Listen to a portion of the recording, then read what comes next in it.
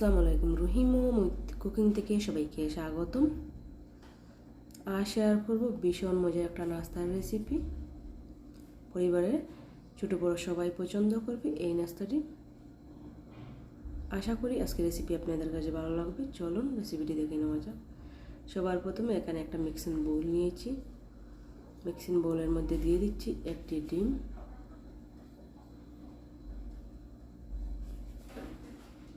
Half cup চিনি। চিনিটা আপনারা কমিয়ে বাড়িয়ে দিতে পারেন। ভালো করে আমি ফেটিয়ে নিব চিনি ও ডিম।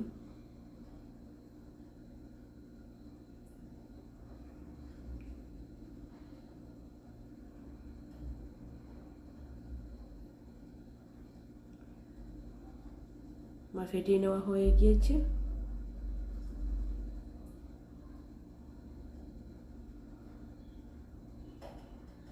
চিনিটা যতক্ষণ না গলে যায় ততক্ষণ ফেটিয়ে নিতে হবে। দিয়ে দিচ্ছি দুধ, আমি 1 কাপ। অল্প অল্প করে মিশিয়ে নিতে হবে দুধটা, একসঙ্গে দুধটা মিশাতে যাবেন না।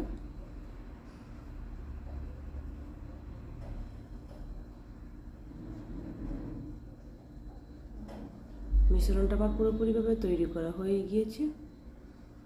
ওদিকে আমি পাউরুটির পিস নিয়েছি।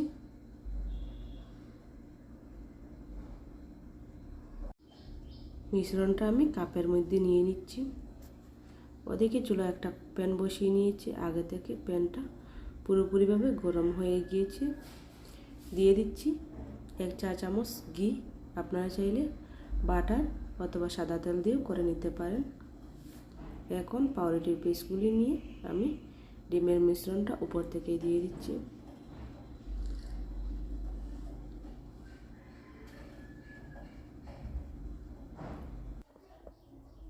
একটা চামচ দিয়ে আমি পাউরুটির মধ্যে ডিমের মিশ্রণটা দিয়ে দিচ্ছি।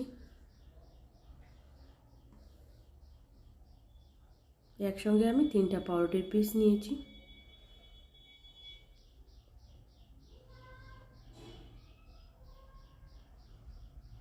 এখন প্যানের মধ্যে দিয়ে দিচ্ছি। এই কাজটা খুব সাবধানে করবেন।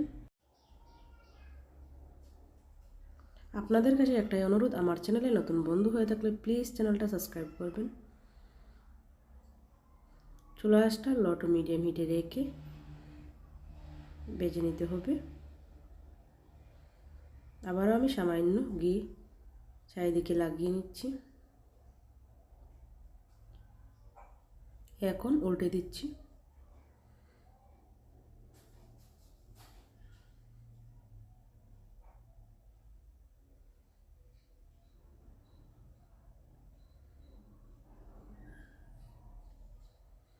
রেসিপিটি ভালো লাগলে লাইক দিতে ভুলবেন না। রেসিপিটা কেমন হলো অবশ্যই কমেন্ট করে জানাবেন। ভালো লাগলে ফ্রেন্ডস অ্যান্ড ফ্যামিলির সাথে শেয়ার করবেন।